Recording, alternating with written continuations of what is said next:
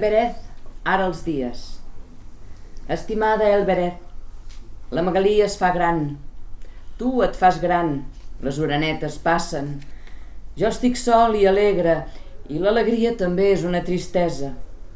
M'agradaria enfonsar-me en tot, però et vaig conèixer per no ser res. Cada dia penso en això. I vaig tirant, com si hagués begut, fent sonar morta una guitarra, i ara m'acomiadé silenciós de l'amic que ha pregat i cantat amb mi. El paper, a Fernando Pessoa. No faré com l'erudit que escriu històries d'un poble que s'ha d'oblidar. Faré d'actor que ningú ha de voler en la fúnebre memòria si el paper exigeix quedar a mercè de les falses estrofes que sol haurà de pensar i sol assajar en els buits teatres.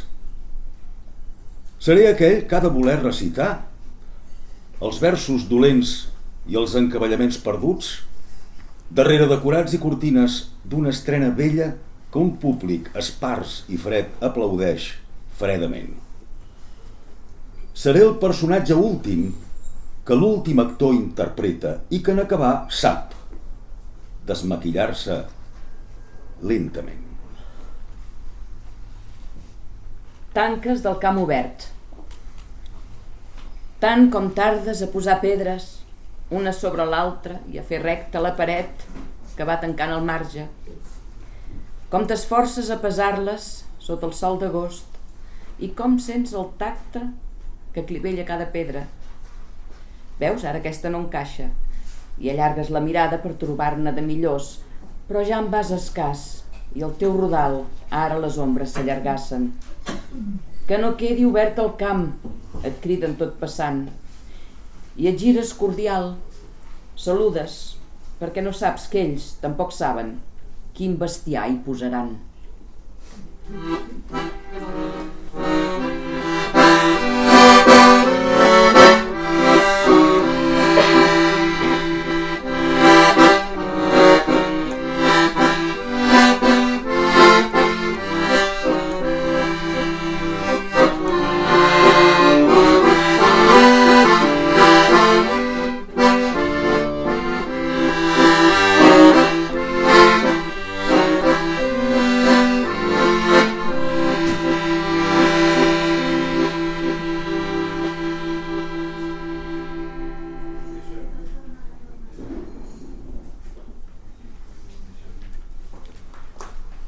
El llibert.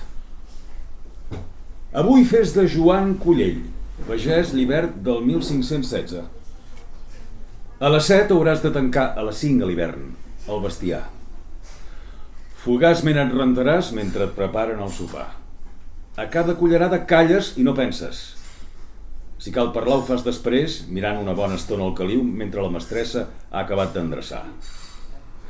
Mai més tard de les 11 a les 9, si és a l'hivern, dins l'ample fosca de la vall, bufes tu l'última espelma. El primer de tots també tu, abans que l'alba faci ratlla la carena. Fuig la guilla al primer soroll, ja feinegen el bosc el pinsà i la merla. Avui, primer, prepararàs els bous. Acabat d'esmorzar, ve la feina. Llaurareu tots quatre al camp gran. Ja ni recordes els dies que, soca a soca, vas anar obrint l'artiga, seguint el lent pas de les bèsties, ignorant que amb cada arrel t'enduies un tros d'innocència i que en cada terròs obert per tu s'hi ha covat paradoxal la innumerable estridència del meu viure digital. Però tu, Joan Collell, avui simplement et guanyes el pa del somni de llibertat que la dona i tu, de genolls a terra, al costat dels bous panteixants, reseu amb bon resar. La sort encara de la vida i de l'àngel, a qui pregueu per tenir l'hereu que li cal al mas. Ben lluny, acabada d'estrenar, sona amb un so clar la campana del campanar. Poema costumista, conscientment moral. Obrir altes calaixeres sense secret, qualsevol abril amb olor de temps, colgat de l'ombra del retrat sever de l'ànima de l'avi trist i auster. fer entrar el transport funerari i dir que s'ho enduguin tot amablement. L'àvia, el negre vestit de núvia, el barret, els penjadors i l'armari, ple d'altres morts amb naftalina segons costum patrici d'aquell temps, com una nosa que per fi endreça el servei i aclareix les coses en el silenci de socarrel que ha quedat al buidar 100 anys de noces.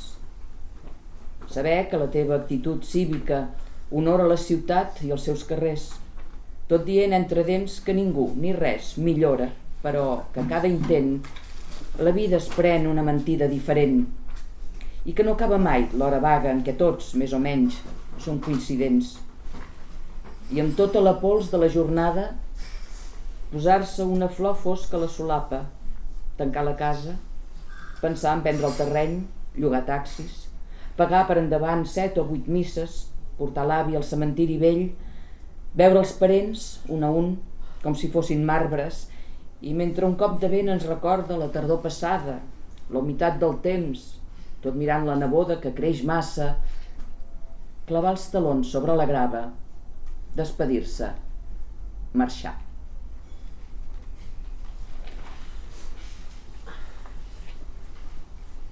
El cormorà, a Charles Baudelaire.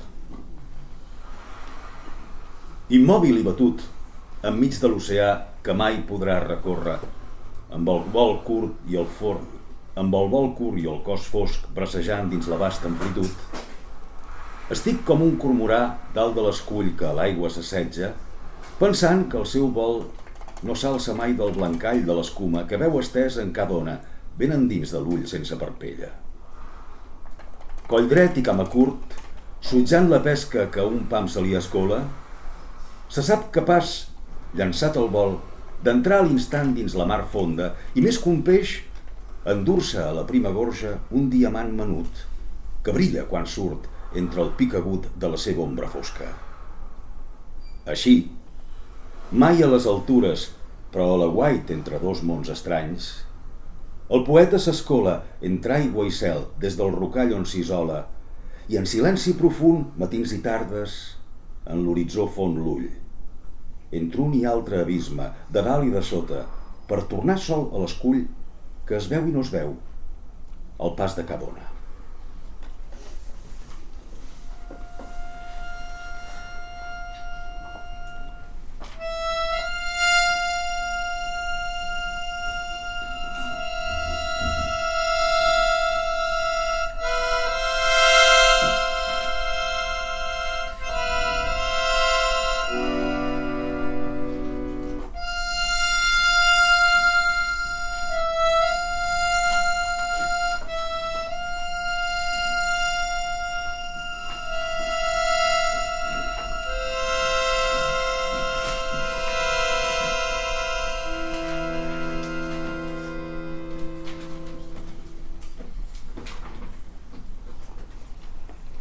Els insectes.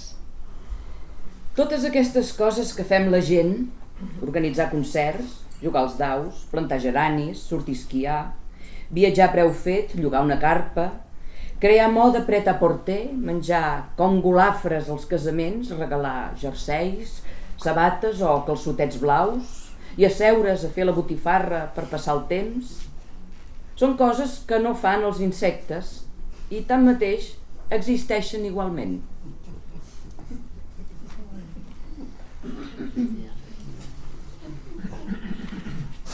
Oda 8. Qui n'ha de saber res del plor del poeta? Qui d'entre els humans coneix cap lloc dels llocs on el poeta plora, ni sap que es troben al teu costat, al mateix costat del teu viure, en el teu mateix lloc, però com si cada lloc fos tot l'univers, en centenars d'universos paral·lels, que són el mateix i no són el mateix als seus ulls, pels quals el poeta plora per tu, que ets ell, i no ho saps. Ningú ho sap. La vida general dels humans, aplegada en narcòtica estultícia, resulta una droga plena que es regurgita incessantment, sense tocar mai la superfície de la tensa iridescència en què viu la consciència del poeta. No pas els déus plora, entrevistos en un moment de dolor i silenciats per sempre. Ni les glòries dels humans, joguets de la seva infància, ni l'errat desig dels amors utilitaris, velles eurídices que Orfeu perd com pells rebregades per l'ús, ni les barques enfonsades del poder, el saber o la fama, mortes al fons abissal pel temporal negre de l'ànima. Al centre de tot, i al teu costat, el poeta plora el discórrer del temps i l'espai inconcebible. Plora en els seus ulls la fotografia de l'infinit, sobreposant-se nítida i innombrable. Plora el seu destí de fulla, arrabassada a l'arbre, volant amb els ulls oberts dins el temporal, ulls mai closos per cap parpella, amb un plor mut de rei destronat de l'arquitectura dels fets que tot ho sostenen. I no és amb llàgrimes que plora, sinó amb versos que no poden dir com en queda de ferit i malgrat tot resta indemne, victoriós, fúlgidament viu.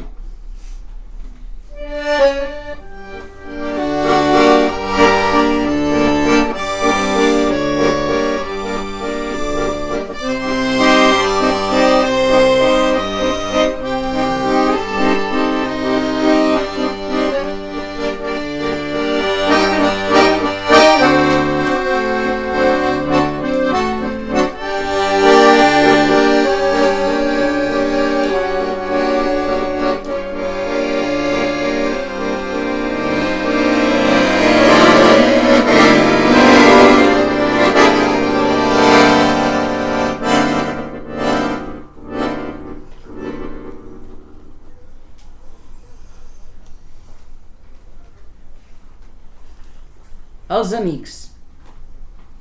Avui els amics han vingut a sopar. No venen gaire. De vegades. A les nits d'estiu, quan l'oreig torna xafogós a la ciutat, i a la nit de Nadal, que no fallen. Una estona, que demà hi ha dinar. També algun divendres o dissabte passen entre les coses que tinc acumulades pels anys, mobles, llibres, obertes estances per dormir bé una o dues nits, de tant en tant. No em pregunten què faig. Parlem de coses generals. Ens veiem més grans i ens callem els costums del caràcter que ja sabem. No sempre hi ha gran cosa a dir. La feina, algun gest polític, els nens ja grans i algun riure d'abans i aquella anècdota que cal tornar a repetir, sense més, callant els camins perduts, les nits d'angoixa, l'eficàcia dels errors i del temps sobre cada ànima, cada cop una mica més cansada. Demà marxaran fins un altre dia en què siguem menys i més antics, però no direm res. Les fortes converses d'ahir són ja remors de ressaca, necessaris i pudorosos oblits perquè l'amistat segueixi, es mantingui la lleugera tendresa amb què sabem estimar-nos dins dels cors encara calents, dels dies en què el món es podia guanyar en una partida de cartes jugada fins a l'alba, entre rialles, fum i alcohol sec.